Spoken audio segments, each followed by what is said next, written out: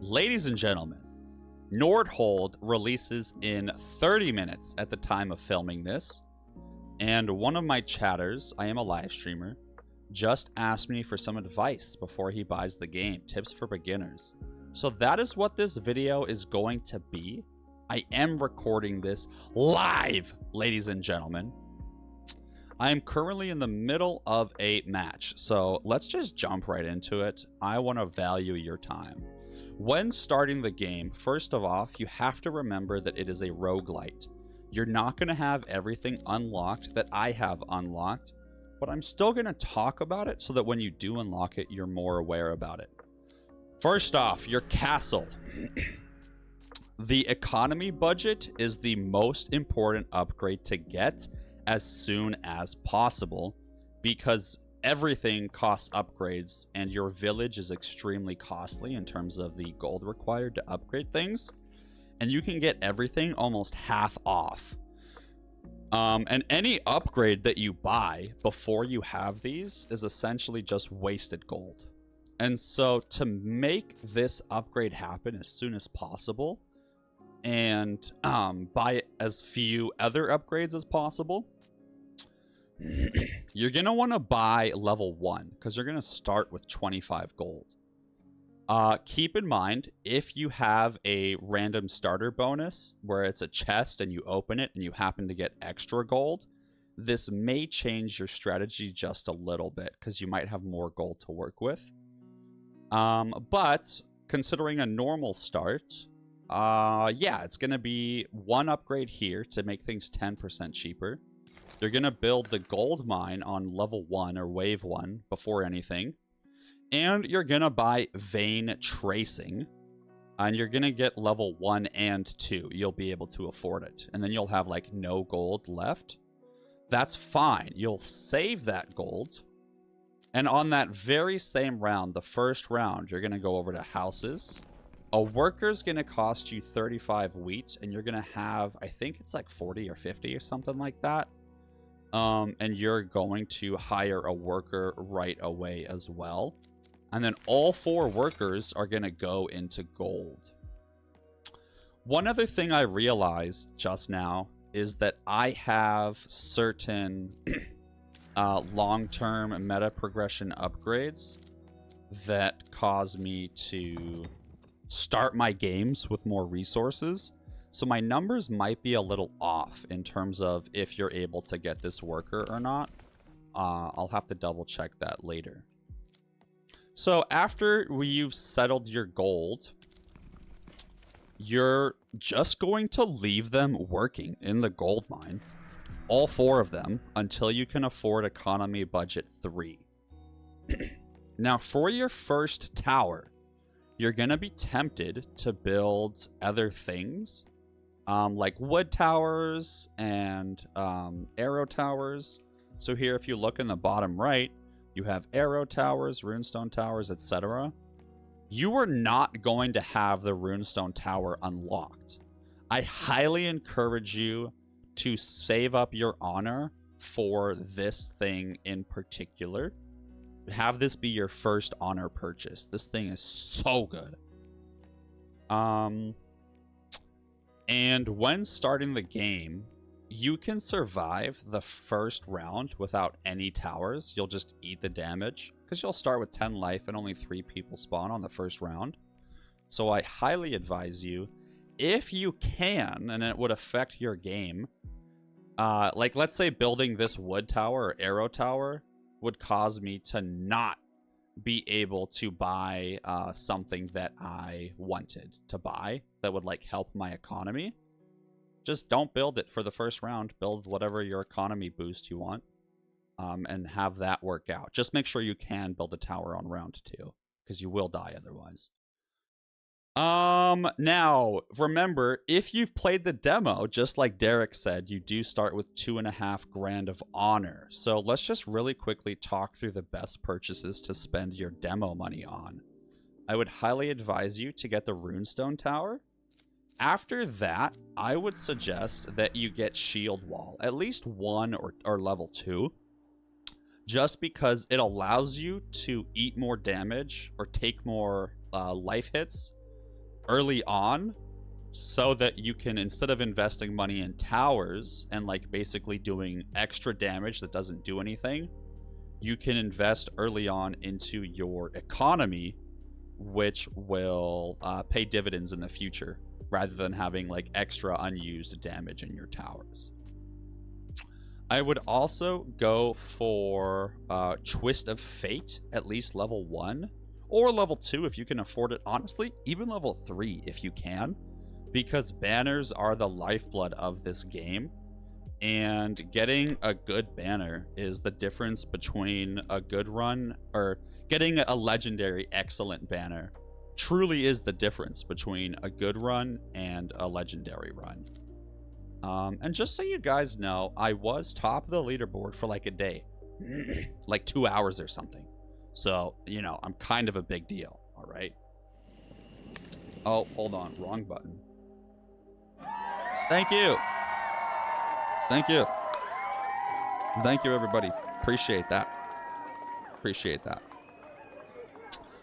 Okay, so next things for honor is this Rune Forge. You will not have everything unlocked either. Sometimes you need to play the game and do a couple rounds before you're even able to buy certain upgrades with honor. So also, don't be stressed out if there's certain things that you can't buy that I mention. It just means that it's locked behind beating a boss or getting a certain, like, getting to a certain wave in the game, okay? So a lot of this stuff is going to be locked for you, even if you have the honor.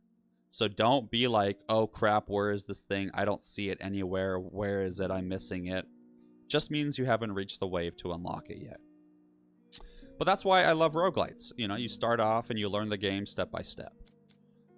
Other things that I would advise you on for your honor purchases is this bad boy.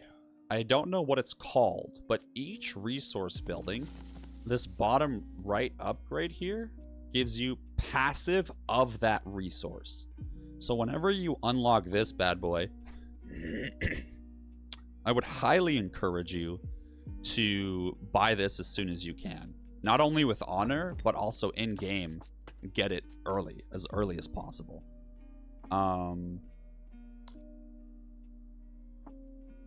Yeah. And then the trading post. So when you unlock the trading post, it might actually be there at level 1. There is a hero. So you first get to select a hero at wave 5, I believe. Now, your heroes have different bonuses. Not all of them are the same. So if you look at my guy Kiko down here on the bottom left, you can see that trading ship costs are less than 40% or minus 40%. What's super spicy about that is you can upgrade trading ships to generate more gold a wave. So here you can see for each upgrade that I buy, there's a total of 5. It's 7, 12, 18, 25, and 35 passive gold, which does not require workers a wave, which is so good. This shit is extremely expensive. The last upgrade costs 120 wood, which early on is quite a lot. Late game, not really, right? But early on, when you're trying to grow your economy, getting that early gold to get more upgrades is so crucial. And so, if you do plan on going for the trading post, I highly, highly encourage you to not get any of the trading ship upgrades until after you've selected your hero and you pick the hero that gives you trading ship costs minus 40%. And you also try to save up some wood to at least get maybe the first 2 or 3 upgrades on wave 5 as soon as you unlock the discount. Because once again, the sooner you get gold, the better. Sacrificing. So when it comes to the sacrificial altar, I would suggest that you do not sacrifice anyone until later in the game. Maybe like wave... For me personally, I would not sacrifice until I have to. which means until I'm going to lose, I don't sacrifice.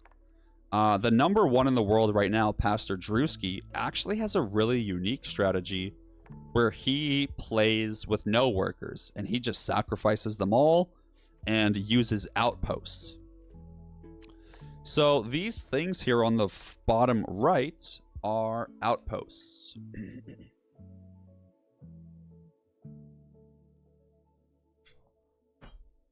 Yeah, number one for now, for sure.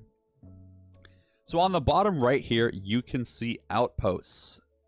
In the beginning of the game, you're going to be like, oh, wow, I can use the resources to get more resources. That sounds great. So if you look on the map, you got your beautiful little stones and trees and rocks. If you could look really closely, you can see a chicken underneath this tree here. And so when it comes to these outposts, you are going to want them. But it's going to tell you that you need the supply depot before you can build outposts. Do not be like me and be like, what the heck? Where is this thing? Where do I build the supply depot? I can't find it. Is it somewhere over here? I don't understand. It's a roguelite. Play the game, get to a certain wave, and then you will unlock the ability to buy the supply depot.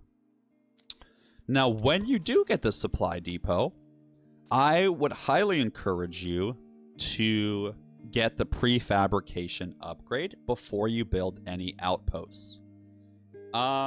This costs wood, and outposts also cost wood. So make sure you're weighing the balance between them. Because the early cost of outposts isn't that expensive. And so if you're able to get this little burden cart down here, if you look in the bottom left, you can see this burden cart makes outposts cost 50% less. So this is a great relic to get early. And so if you get this relic early, I would not buy the prefabrication. I would just go straight into building outposts, because the cost of getting a lower cost is drastically not worth it if you have this burden cart. And in some cases, depending upon your run, you may even just want to skip this altogether, at least for a little bit.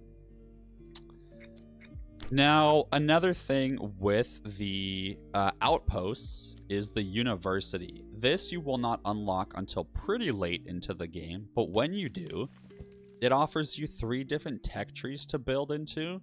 I highly encourage you to start off with the economy one or luck. There's no need to upgrade your towers this early, because the dividends and interest that you'll gain from having a better economy earlier or getting better banners earlier is so much greater than getting, 15% damage. If you do go for economy, I would highly encourage you to... can we get a counter for how many times I've said highly encourage? That's hilarious. I just realized I've said that like 30 times already. I would suggest that you get resource efficiency before you build any outposts as well. So typically when you buy the university, this is going to be the first thing you get. Something I never considered until just this moment. I don't know. Can you research different trees, or are you locked into one tree once you start researching? Because I just realized I would love this upgrade.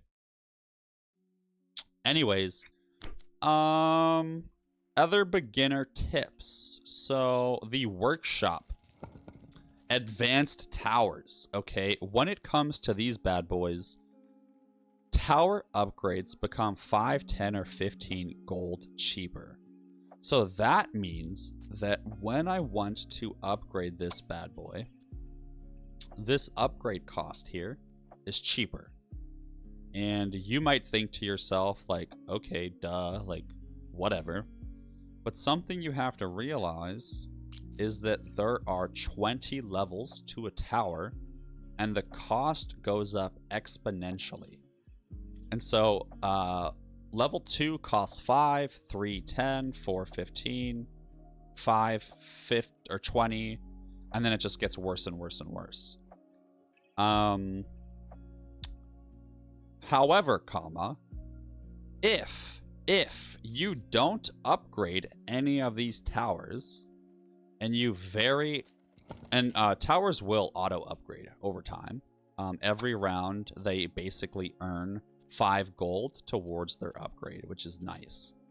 And so if I buy a tower round 1, over the course, let's say I get to wave 4, wave 1, the upgrade cost would go down to 25. Wave 2, it would go down to 20. 3, 15. So that's a mechanic that's really interesting. Obviously, wave 1, the upgrade cost isn't going to cost 30. That was a shitty analogy. Now, with this workshop, the reason this is so good is because every upgrade, every level, it's 15 cheaper. So that means you're not just saving 5 gold at level 3. You're saving 5 gold throughout every level, which equals, 100 gold. But if you have it up to level 3, that's 15 gold a level. 15 times 20, quick math, I think that's 300. So that's a pretty decent amount of gold over the course of the game. Other things to consider. Let's look at the Tavern. So when you unlock the Tavern, this bad boy is phenomenal. Okay. Something that is, in my opinion, not that intuitive is the Tavern provides a productivity bonus regardless of whether you supply it with beer or not. And so do not be like me, because when I first unlocked the Tavern and Brewery, I was like, this thing's useless.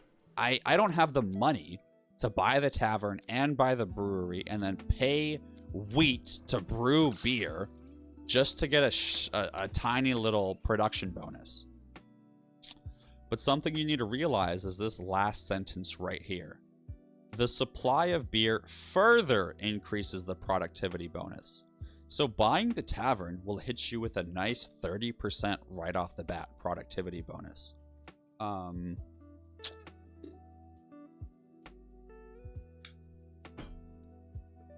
Now, when looking to decide, hey, should I go for a worker or should I go for the Tavern? Because workers cost wood for houses and wheat for the worker. You can do a very basic calculation in your head of, okay, hey, I have 3 workers. They all make 10 gold as a base, or that they all make, how do I say this?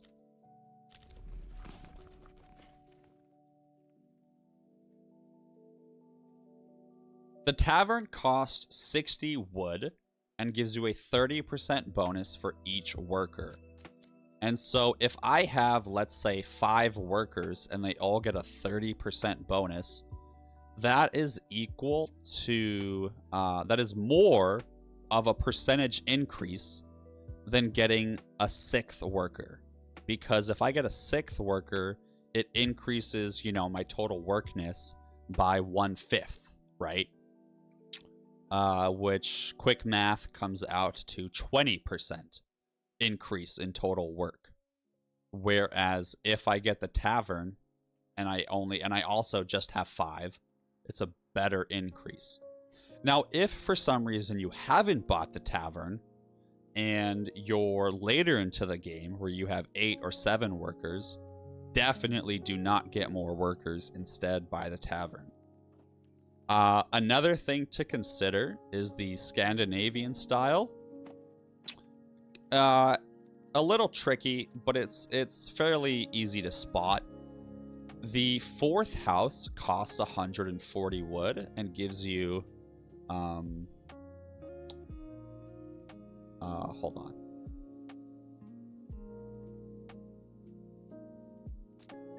Huh. I thought houses only gave you 2 workers, but I think the last house actually gives you 3, so never mind. Interesting. But when you have 3 houses built, this will cost you 140 for 3 workers. But Scandinavian style only costs, I think it's 100 or 120. And it gives you 1 per house, which is 3. So it's the same, but just a little cheaper. So that's nice. And then lastly, pro creative power. Once you buy the first worker, so you can see the wheat cost, it goes up every time you buy an additional worker. And so once you buy the first, in certain cases, you may even buy the second one, but definitely do not buy the 6th worker unless you've gotten the pro creative power to reduce the wheat cost. Because otherwise, you're just spending so much wheat and so much time and energy getting that wheat that it could have been better spent getting other things. And it's all about min-maxing your economy early on. Now, let's take a look at the early game start that I was talking about, okay? So going back to... Oh, hold on. Just before I forget, let's finish going through each building and kind of some general thoughts about it, okay? So the market, when you unlock this bad boy, there's the option for Trader's Gift. And it makes a common relic free whenever you buy it. Please buy this. Please buy it as soon as you can. Or not as soon as you can. If you buy this right away, let's say let's just say wave 3 or something. It costs 6 gold, but it doesn't actually give you any sort of bonus until wave 8 when the market pops up for the first time. And so you should keep that 6 gold and spend it on something else to further boost your economy. That way it pays dividends in the long run, rather than spending 6 gold on this early and then not getting any benefit from it until later in the game. However, if you are like me, and whenever wave 8 comes around, you forget to buy this until it's too late, just buy it early. Just buy it early.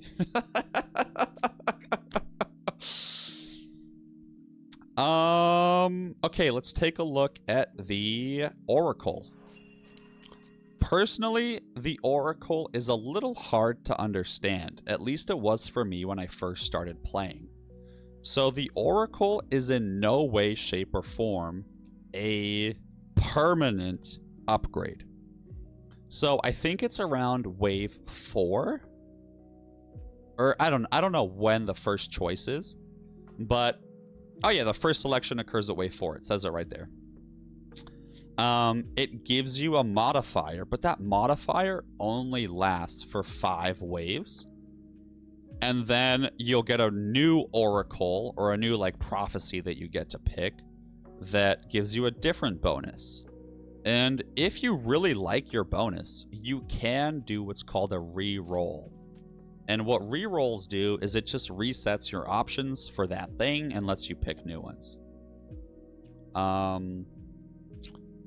Game is out. Wow. As we record this, the game just came out. I'm excited to post this then. I'll have to post it right away. So taking a look at the Destiny's Mulligan, your re-roll, this would be something good to consider. Because certain oracle prophecies are ass.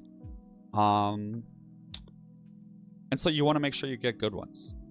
Now, this is a repeatable upgrade up here. Second Sight, giving you rerolls. Once your economy is in a stable spot, I really think it's a good idea to just drop 50 or 60 gold on getting a bunch of rerolls.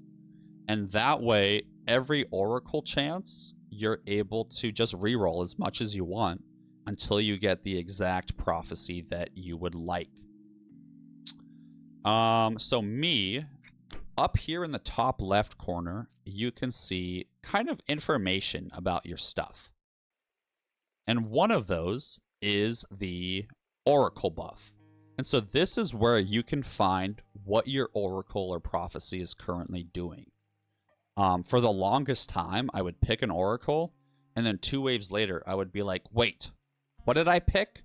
What bonus am I getting? What should I try to focus on? So it's up here in the top left. Okay. Okay.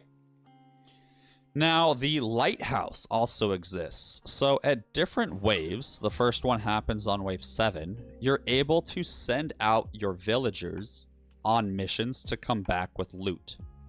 I don't like the Lighthouse. I almost never use it. I use it when I have a bunch of workers. But early on, you typically will only have 5, 6, maybe 7 workers by the time you get to the first Lighthouse mission. And losing a third or more of your workers to get a common banner in 2 days, or a rare banner in 3, or a legendary in 5, that is potentially 5 days where you are missing out on those workers doing stuff for you. And so, weigh your options. If you're doing a build like Pastor Drewski and he doesn't really care about his workers, sure, do it, you know, get that legendary banner. But me, I absolutely need my peeps. There is a rare instance in which you'll get a relic that says the next mission, the next Lighthouse mission, common, does not require workers. And there's also another relic that I have pulled up on the bottom here, treasure map. Lighthouse missions offer relics now as well. So you'll get a relic and a banner, which is really nice. So in the event that you get this treasure map early on, it's gonna increase your thought process in terms of, ooh, maybe I should do the Lighthouse. You know, just something else to consider. Also, don't be like me. If you have the option to send the common Lighthouse mission out, because there's 3 missions you get to choose from, common, rare, or legendary. If you get the relic that lets you send the common one for free, don't just skip the Lighthouse. Because when the Lighthouse happens, you have the option to just hit leave and like skip. I always skip for the most part. So sometimes I forget I have that relic, I don't look, and I miss out on getting a free mission. So definitely something to consider. Now, let's take a look at the...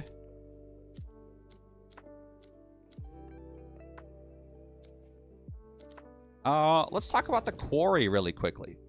So...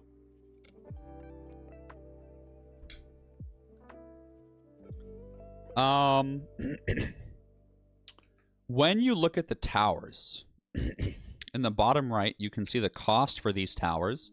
This bad boy takes wood. This guy takes a little bit of wood. And this guy takes a little bit of wood.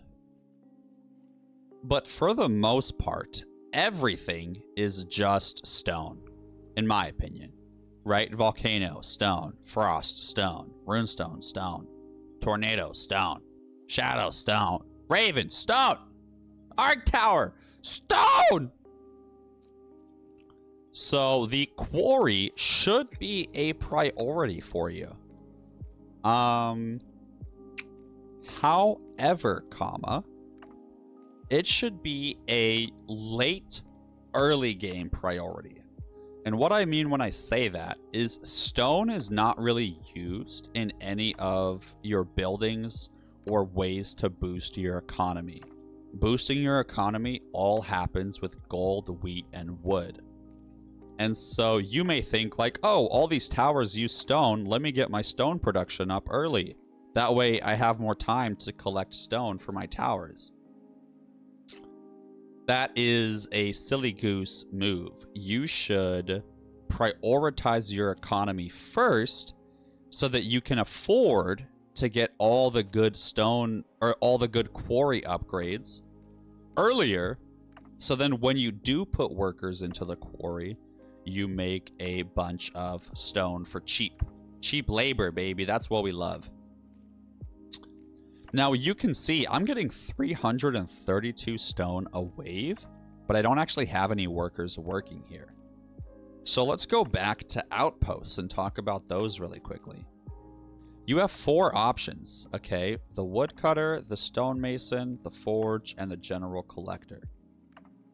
Do not be like me and only build the general collector.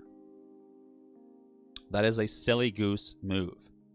Because while it seems fantastic, oh wow, all 3 resources, why would I not build that? The cost of this is 3 times more than a stone tower, practically, or like generally.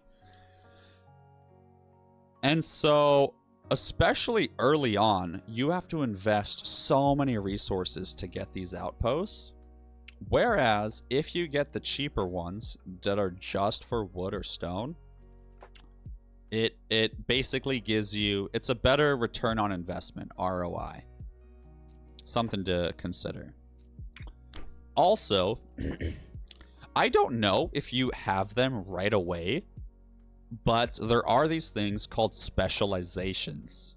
And those are hidden little bonuses that you can get for your buildings. So I like beat the game, or I beat wave 30, which is like where you either end the game or go into endless mode.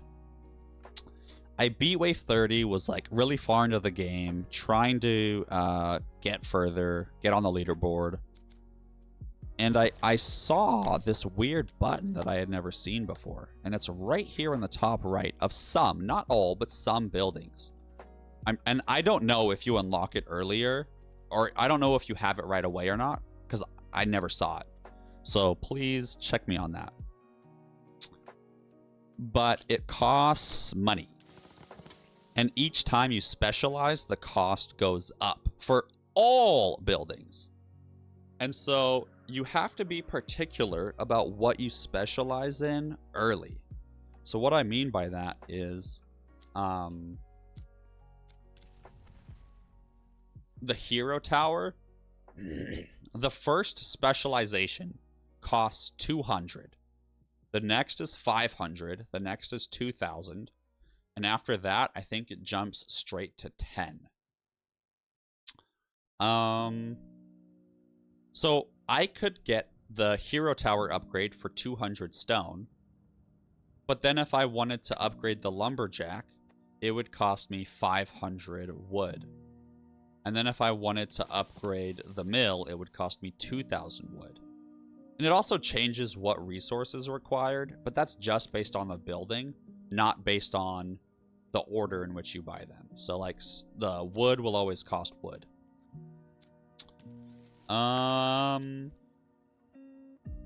Yeah, so I would really encourage you, because wood is used in so many buildings for your village and your economy. I would suggest going for the lumberjack camp and getting the forester lodge soon, because it gives you 80 passive wood a wave, and it only costs 200 wood. It basically pays itself off in 2 rounds. So absolutely something to go for. I would consider getting this before you get the supply depot and go for supply outposts. That's another thing to keep in mind.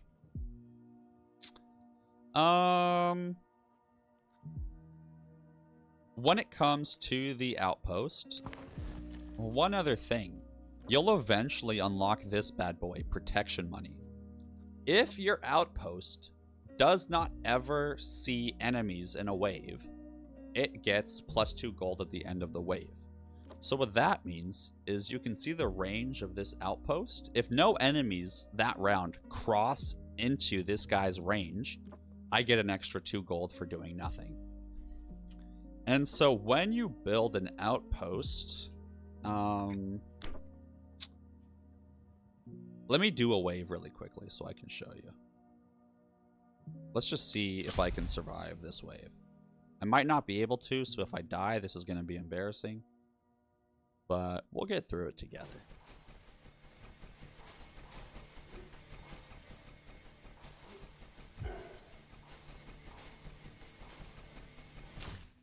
Oh, God.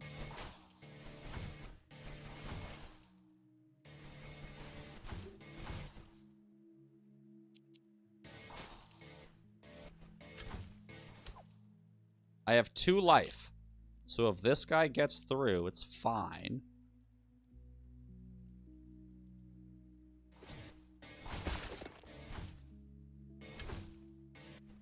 Okay, but I have 2 spell energy. So let's hit him with the chain lightning, baby. And yeah, there's no way I'm surviving this. So one other aspect about this tower defense that I love, and this is a great point to bring up now that we're here, is you don't have to lose and restart. Instead of restarting the entire game every time you make a silly mistake like that, and it's well accepted amongst the community as well, so don't think you're like an evil person or save scumming. And even if it wasn't accepted amongst the community, it's a single player game. Play your way, you know what I'm saying? Just press escape. Do not hit restart. Do not. That is the entire match or game. You're going to exit. And then you're going to continue. And now it resets you in the economy phase. So just to make sure you guys know, there's the economy phase and there's the defense phase. Anything that you do in the economy phase, regardless of if you quit and load back in or not, is permanent. If you do something during the economy phase, it is permanent. I cannot say that enough. And so let's say in this example here, yes, I will explain the transfer mechanic. I got you. In this example here, I am losing right now. That is bad. I only have so many resources to spend and so many different ideas of, okay, how can I fix this? What could I build to stop myself from losing? And like selling stuff only gives you 80% back normally. So you can see here, demolish, it gives you 90 back in my case because I have an upgrade. Now, pay attention. This is important. When it comes to defense phase versus economy phase, anything that I do during the defense phase is not saved. So if I quit and continue, I can try out a different thing. So in this example, volcano towers cost 12 stone. Boom, I just built a bunch of volcano towers. Let's see if I can survive this wave.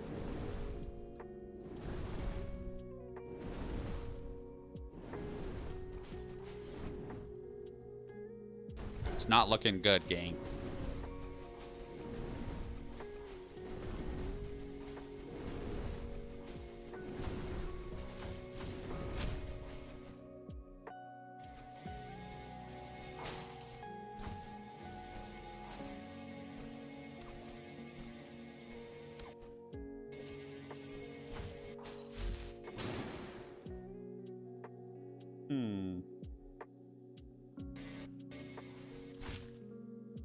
So this guy has 400 HP, and this spell will kill him.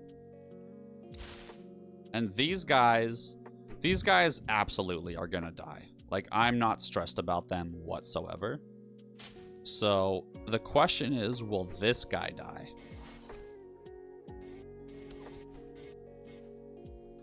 So this guy's gonna die because I have this tower that will kill him. Let me cast my spell to kill these two.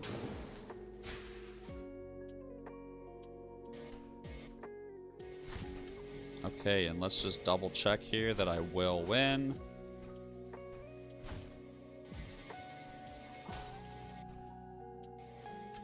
Oh yeah, absolutely, right? These 3 dudes have to go through here.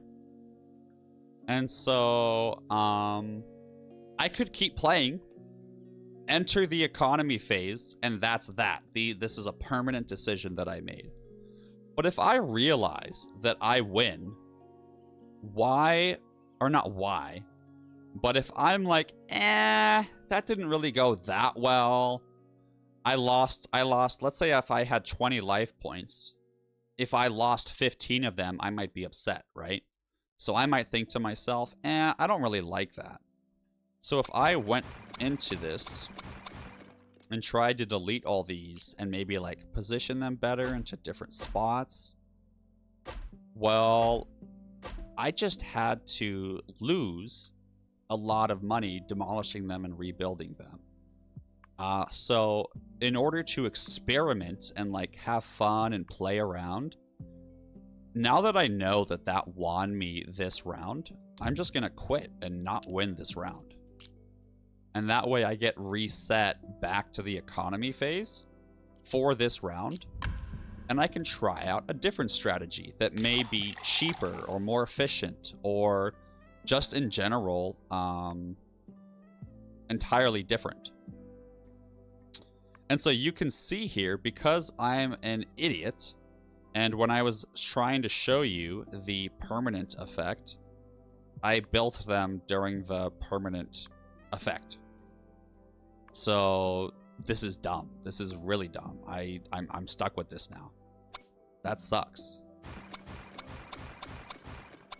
So now let's actually build seriously. So I lost that round, unfortunately. I think the best way, because I'm going for a Runestone Tower / Frost Tower build, I think it makes the most sense to try to build more Frost Towers. So we're going to slap-a-roni, a little pepperoni right here. And that will cause the slow effect by this tower, which should be helpful. And then something else that's interesting is I can build one more Frost Tower somewhere around here. I could put it here, but I mean, this slow effect is already happening in this whole area. But you can see there's no slow effect right here in this section. So I'm going to try putting my Frost Tower here and cover this gap. And hopefully that works out. So let's see what happens. And then that was, in my opinion, a very like efficient usage. It's in alignment with the strategy I'm going for. So if I'm going to win, I'm not going to tinker with it. I'm just going to move on.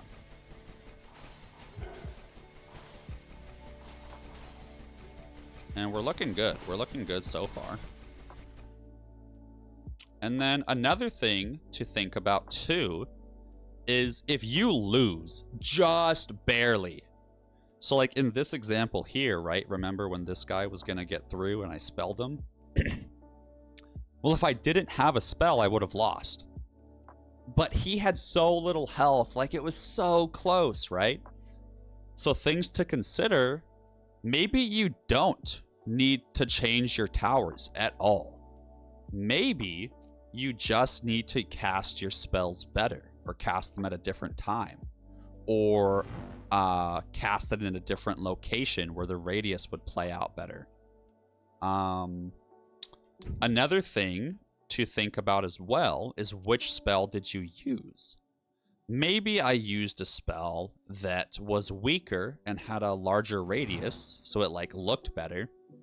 But then if you look at the numbers, it was only on 2 enemies and they had more health than this spell would have killed. So like, let's say they had, 500 health. Well, I only would have done 300 damage and he would have stayed alive and I would have lost.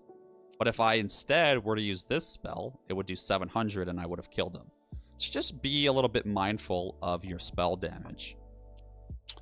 Now, also, there is this thing called a Shadow Tower.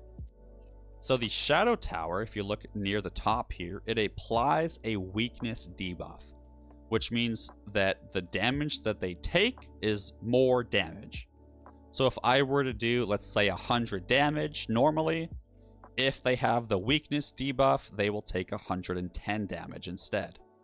And you can see that it's applied to them through the purple circle or through the top left. So underneath everyone's name, each enemy's name, is their modifiers. And in the top right is any special effects that they have. So you can see this asshole here is going to spawn some minions. Other enemies may have effects like armor.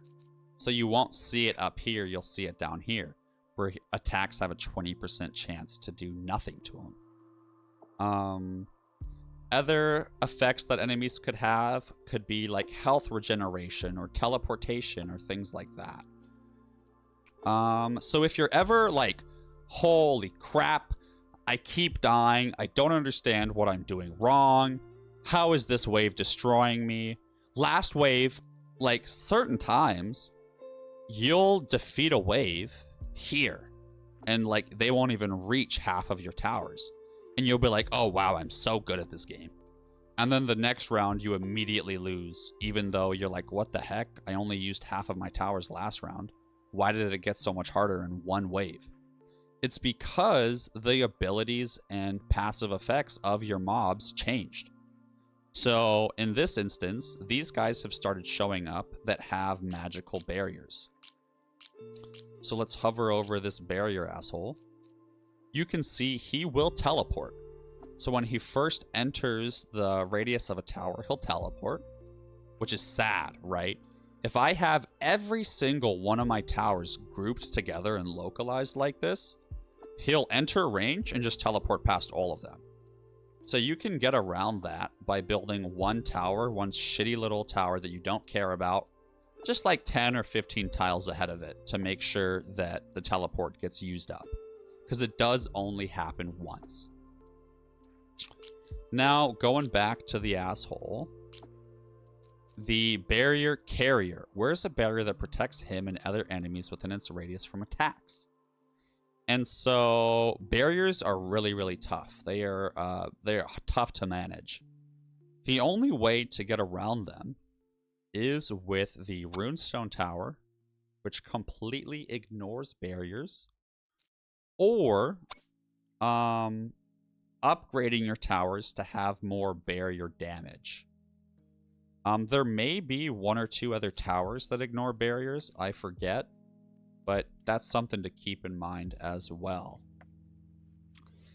So now that we've talked about enemies and their passive abilities, and don't worry, Neelid, I will get to you with your transfer mechanic, okay? I will get to it. Let's talk about focusing. So when it comes to focus, think of this as attack priority. Who do I want my tower to shoot at? And in what order do I want them to shoot at them? I am going to take my dogs out. Give me literally 2 minutes. I will give you a chance to read through this and try to make sense of it yourself. 1 moment, please. Garls!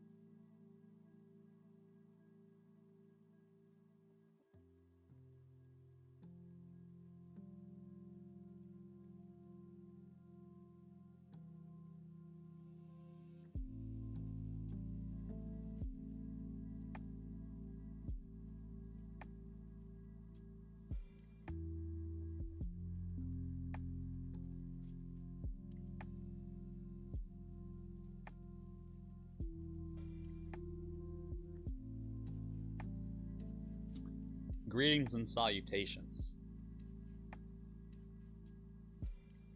Let's talk about Topo Chico. Topo Chico is a mineral water with a twist of lime. The official sponsor of today's video. Listen to the crispness of this carbonated, juicy, crisp, yummy water, manufactured and bottled all the way from Monterrey, Mexico.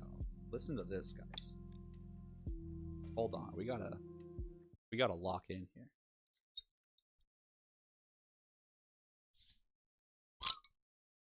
Ooh. Now, for legal reasons, that is entirely a joke. Okay, so when it comes to your focus, I need you to focus up here with me, okay? Let's take a look at the different options that are available. And the reason that we're talking about this now is because it relates to the abilities of the different mobs. So here you can see most health, most armor, least armor. Or sorry, I got that backwards. This is block, this is armor. Kind of basic.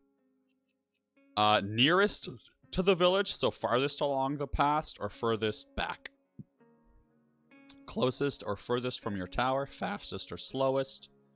Random. Shooting around randomly. You may think, what in the world? When would I use that? That sounds dumb.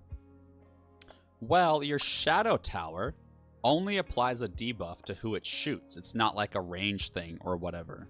So you want to make sure your shadow tower is not shooting the same person over and over and over. You want to spread the love, baby.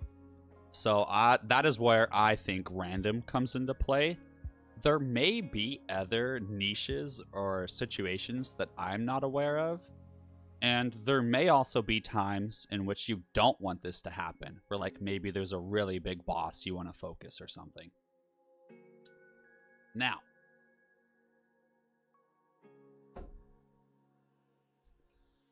With the focus options. Let's get into the more niche ones. So a niche just means like particular or specific.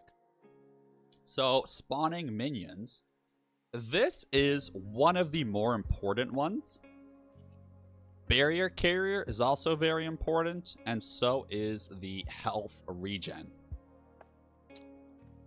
With these bad boys, you're wanting to deal with these three because they are typically the largest contributing factor to you dying.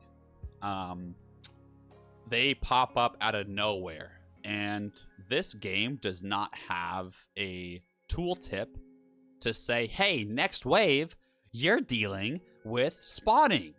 Next wave, you're having more regen enemies. And so a lot of the time, you're going to lose and be like, what in the world happened? And then you look back and you start clicking on enemies. And you're like, oh, this dude had regen. Or, oh, this dude exploded into a bunch of little minions. And those minions are like super fast and cheeky. And so if he blows up right here, this is mainly good against individual units. That would be really poopy, right? And so I want my towers upstream to focus more so on the big guys to hopefully, let's say I have some volcano mortars over here for some larger area of effect on those little guys. So all things to consider there. Now let's talk more about the regen. Health regen is ass. There are so many mobs in this that are like really, really good at regenning. Especially when the health gets into the millions of health. So what I would suggest is having a nice little balance of these. So some towers should be attacking minions, some should do regen, and some should do barriers. Depending upon the type of tower, that may also change your focus. Similarly to how shadow towers were for random, focus towers, you got a couple options, man. So what I like to do with focus towers for a generic normal wave, I like to do most health, focus until death, which I'll explain in a second. And then I like to do barrier. Oh my god, you just scared the shit out of me, Allie. I don't know if you guys saw me jump, but that was scary. Welcome to the stream, Allie.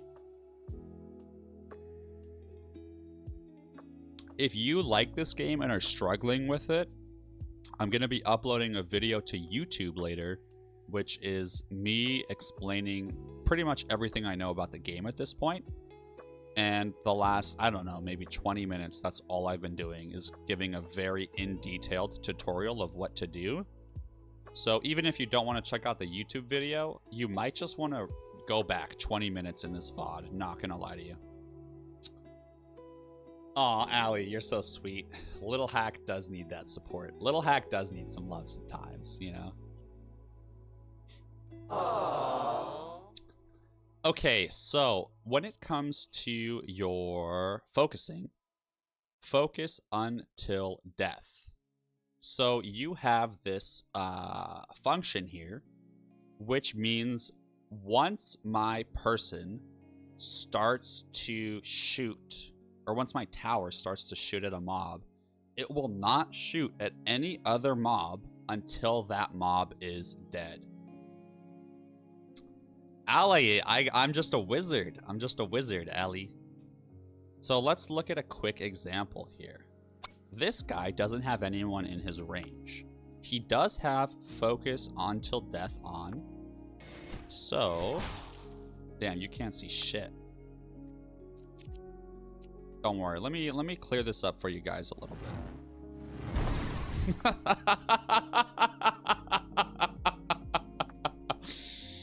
Okay, so you can see this guy. Hey, stop it.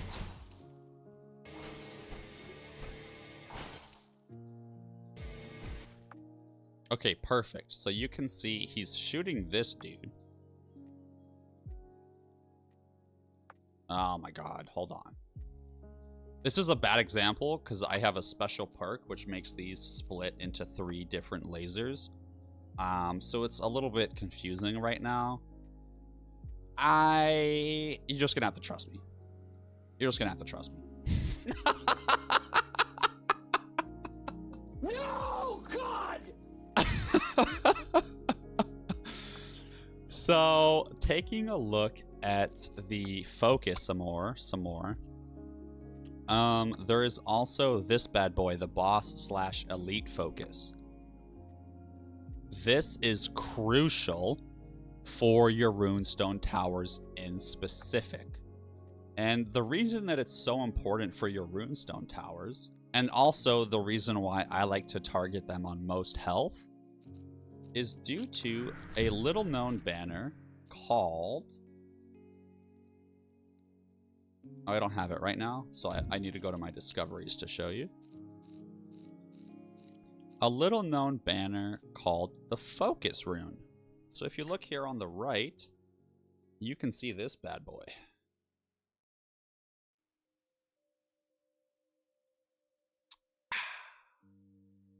Wow.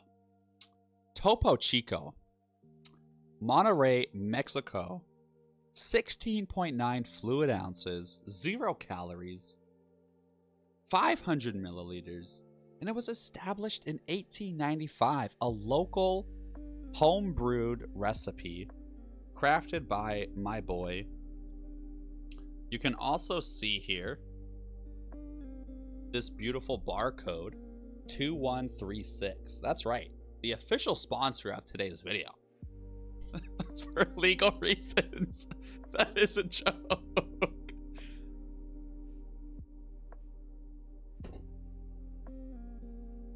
Okay. So with this focus rune, you are going to get more damage the longer you're attacking the same target. No other tower, as far as I'm aware, has a banner or ability which does that, which increases basically like exponentially. Or is that exponential or logarithmic? Comment below, let me know. And so when it comes to that, bosses will sometimes have, 20 something health, or not 20 something, 20 million something health. And no other tower is going to be able to output the necessary damage. So that's another thing to consider. Now, another one that's fun is the volcano mortar. So if we take a look-see at focus, and for those of you that don't know, the volcano mortar is an area of effect turret or tower. So it's gonna be the best, like splash damage basically. So it's gonna be the best if it hits large groups. Something that I think is so unique and fun about this game is there is a group focus. Focus on the largest cluster of enemies. Like, I'm telling you, the devs have thought of everything. I love this game. So follow me. Subscribe for more Nordhold content. Now, let's take a look at immunity. I don't think I've ever used immunity ever. If anyone knows when to use immunity, please let me know. Comment that. I would be so curious to find out. Bleed typically is going to be used similarly to the shadow tower. So your arrow towers have the ability when they shoot people. They don't have it inherently, but it is a banner you can unlock. So let's go look at our discoveries here. Boom, barbed arrows. So it creates a bleeding debuff, and the bleeding debuff just makes them take damage over time, and it also slows them down. Similarly to... what's it called? The Shadow Tower and the randomness, you may want to consider using the focus for least amount of bleed. That way, if a mob is about to no longer have bleed applied to it, it would reapply that bleed. Random could also work technically, but it does run the risk of potentially shooting the same bleed person over and over.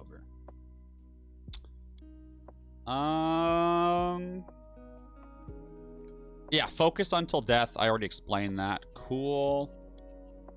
And barrier carrier is a must. Like, whatever tower you have that is the best tower, especially if it has barrier damage, ignoring barrier. Over here on the left, you can see ignores barrier. You have to have them target barrier people. Absolutely.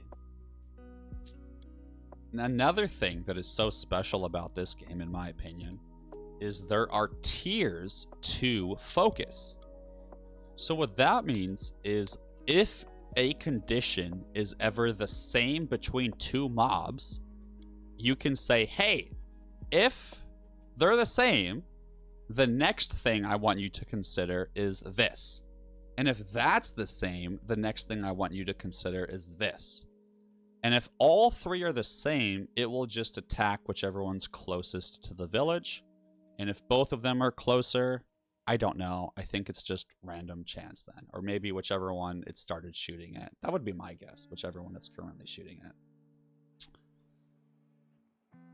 Anyways, so let's talk about that. So my tower that is near my village, this is my last stand tower. It does not make sense for me to target the most health enemy, because there are a bunch of little health people that have already been damaged by all my upstream towers, and they're going to get through and take away my life. And an enemy with 1 HP takes away the same amount of life points as an enemy with max HP. And so, as you get closer to the end of your towers, you should start transferring to least health. And so now I want least health to be the biggest priority. That is who you're going to attack. The person with the least health. So make sure they die. And I also want to make sure I'm targeting the person that's closest to escaping my range and getting to the village. So I'm also going to focus on the enemy nearest to the village. And as a last resort, I'm going to target the fastest enemy. The reason I choose the fastest is because sometimes, you know, you'll have a horde of like 5 enemies, and then one speedy boy comes up behind them, and you were planning on using your spell, which does splash damage, and it's a perfect cluster of 5, but the speedy boy has a different rate of speed than the grouping, and it will run past them and kill you. And so, yeah, that's why I like to go fastest. I'm sure there's other focuses you could consider, maybe least armor or least penetration, maybe most bleed or something. I don't know. Yeah, so if you have any ideas on what else you would choose, let me know. I'd love to hear it. And then boss/elite. I would not have this selected if it's an elite that is insane. So if there is an elite that has, let's just say, 20 million HP and, you know, 15 regular minions, it would be so bad for me to just prioritize and shoot at this elite that there's no way I'm gonna slay, and then all the minions get through. Now, elites do take away more life. Elites are 3 life instead of 1. But if it's 1 elite versus 10 little minions, you know, it's the better choice to go for the minions. In the case of bosses, bosses are instant death. No matter how much you life have, no matter how much life they have, it reaches your base, you're dead. There is one exception to that, and I'll explain it to you. The relic that you can get, called Powder Keg, I think is what it's called. Oh, never mind. Blasting welcome. This bad boy does damage to an enemy that would otherwise reach your village. And so if you have 1 life left and you have that relic, you'll see some tiny cute little barrels right here. They will do damage. And if whatever is here has enough health to survive the barrel, it will get through. But obviously if the barrel kills it, it kills it and you're safe. So that's an interesting one. And in the case of bosses, it works the same way. There was an instance where I needed it to kill the boss, and it would, but I just wasn't sure if the boss might circumvent it for some reason. But it does work on bosses too. Okay, we've talked about focusing. We've talked about turrets and how the cost of leveling changes. We've talked about everything in the village except these 3. Oh, and the tower. So let's get into those specifics. And once I'm done with those, I will talk about the transfer mechanic for Runestone towers. So if that's what you're asking about, feel free to fast forward. Yeah, D-Lid on the live stream, just fucking move forward in time 10 minutes, all right? Save yourself a little bit of boringness. So the Druid House is also a late game upgrade. and you can gain extra health by spending wheat. This does work in the middle of a round. And so a lot of the time, if I'm going to lose, so let's just see how this plays out.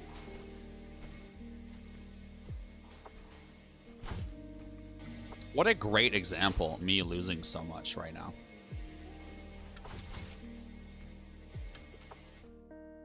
Okay, so you can see these two assholes are gonna get through and murder me.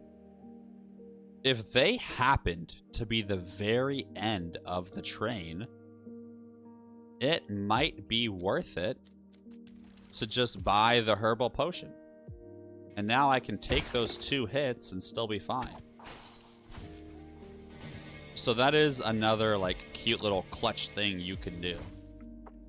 And then here, I can't even tell how many this is. So we are absolutely gonna restart. And remember, nothing I did during the defense phase, excuse me, is going to save. So now I can change my strategy a little bit, try different focuses, try using my spells at a different time, place different buildings. Just don't forget, if you build stuff during the economy phase, there's no going back. Allie, I said it earlier and I will say it again. Economy is key.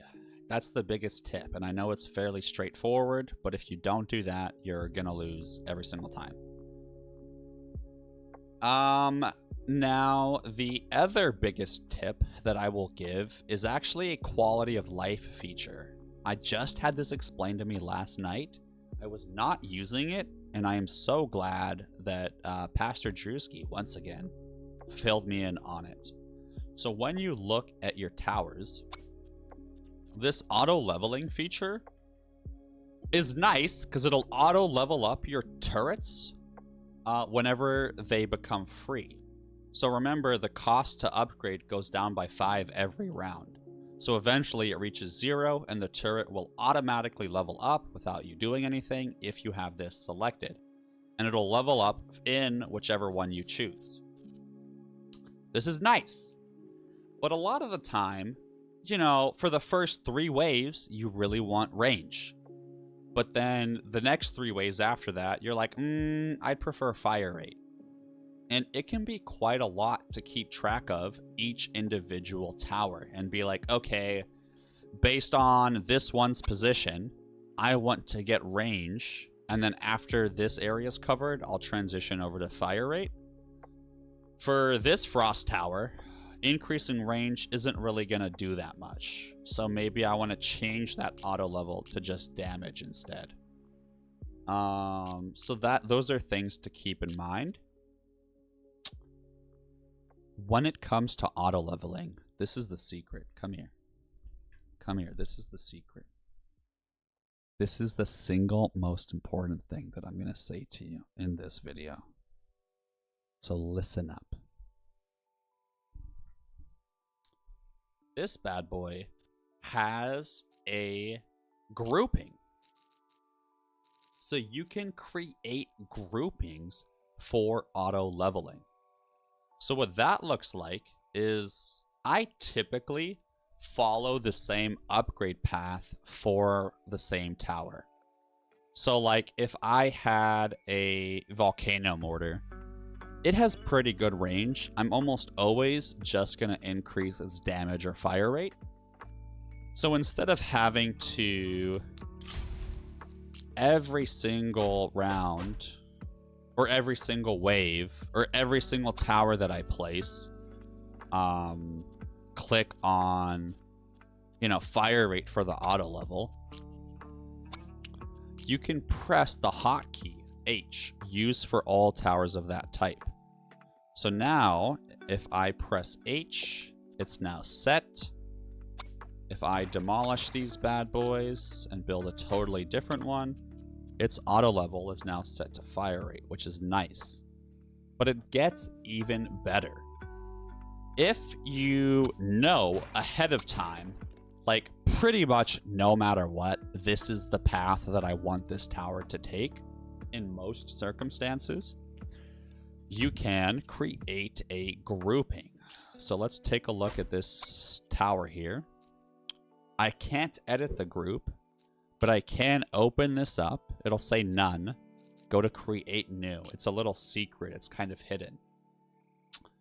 I would rename this to, you know, whatever tower it is. So I would just say mortar.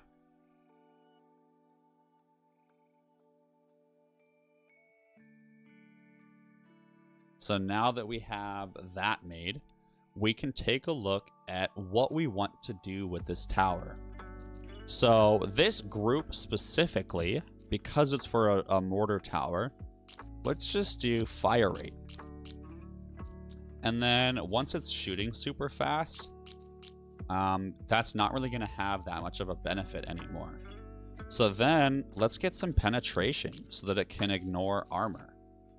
Then I want to make sure it can ignore block. And then I want to increase how much its crit chance is. And now that it has it can crit more often, let's make the crit do more damage. And now I just exit out. And now the mortar group is permanently set up to where every single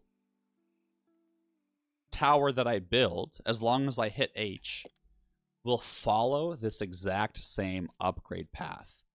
And instead of manually going in and doing what I said earlier, of like, oh, okay, for these 3 waves, I want range, and then the next 3 waves, I'll change it to damage or whatever. You just make sure that it's in the right group, and when it levels up, the auto level will automatically transfer. So let me show you an example here. This costs 10 gold to upgrade. And if we look at the grouping, it's a level 1 tower. So level 2 is going to be fire rate. Let's change level 3 to be range. And let's see. As I buy fire rate, boom, the auto level automatically adjusted to my chart that I have set up. So once you create your grouping and you're happy with it, you're good to go. Now, in the event that you have a tower that is different from the rest of the game. So let's look at frost towers. Normally, I go all range and then all fire rate. Because I want to boost their range because of that slow effect and I want to extend it. Oh, Derek! Hey man, I'm happy that you got so far. Hell yeah.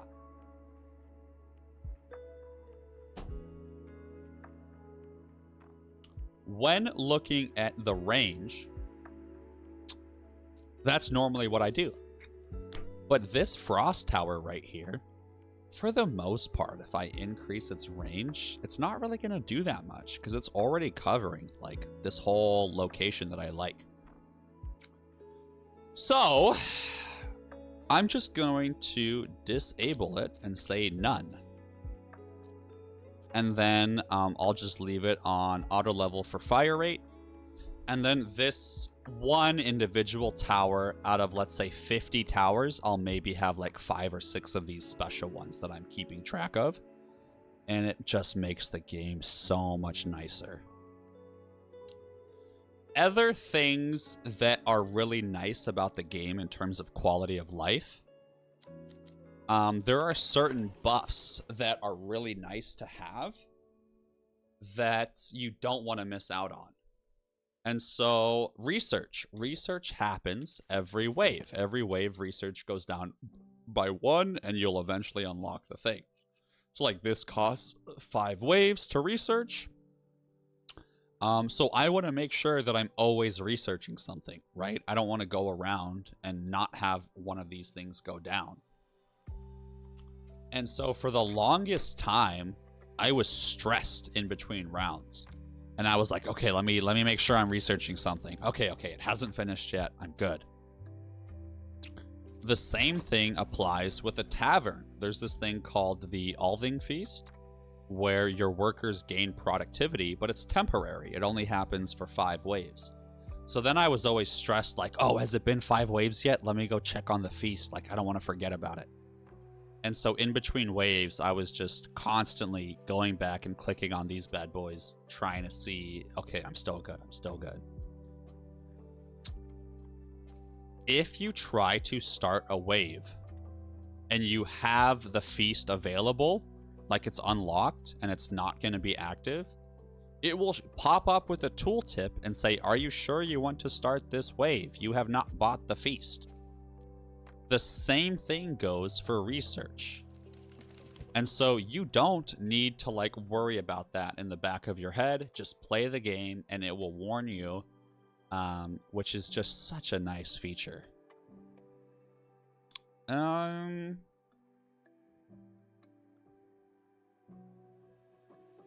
Okay, the guild. Man, we got into the weeds here. Let's see. I need to talk about the transferring mechanic. Okay, let's talk about the transferring mechanic.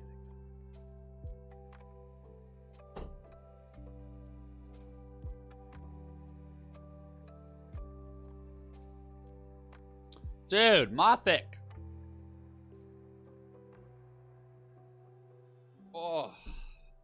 Oh. Hello, everyone. My name is Hacksar. What's going on? I completely forgot that I don't have to wear that. It was a redeem that I have on Twitch where Mothic paid for it with his channel points to have me put on those cute little things. And it's only supposed to be for 10 minutes. But I was just locked in, baby, bringing you quality content. So yeah, that's actually really embarrassing.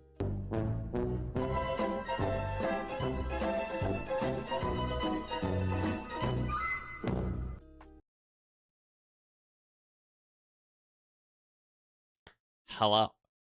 Okay, so I messed up and spent the next 4 hours after I started talking about prism math making this thing. So I'm going to have a link to it in the description, and I'm going to have a link to it in my Discord. Don't forget to join my Discord. And like, subscribe. And thank you so much for watching this video. If you have any questions or comments, please, please, please, please comment them and I will try to get back to you, or just join my Discord and tell me. So let me break this down for you guys really quickly. So here we have the viewing table. You will not touch this one. This one will automatically update as you change the